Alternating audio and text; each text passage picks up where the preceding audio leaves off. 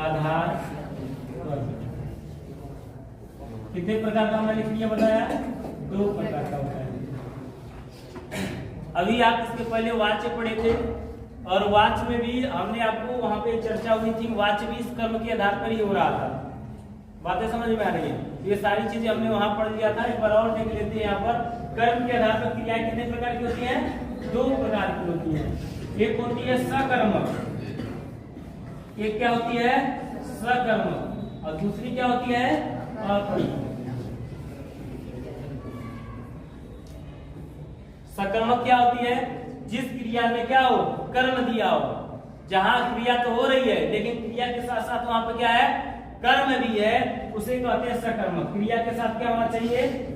क्रिया के साथ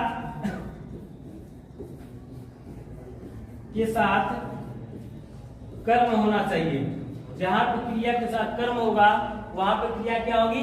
सकर्मक क्रियाएं होंगी। और जहां पे क्रिया के साथ कर्म नहीं होगा, जहां तक क्रिया के साथ क्या नहीं होगा? क्रिया के साथ कर्म मौजूद नहीं होगा, केवल क्रिया होगी। क्रिया के साथ कर्म नहीं होगा, कर्म नहीं होगा, वो क्या होगा? अकर्मक होगा।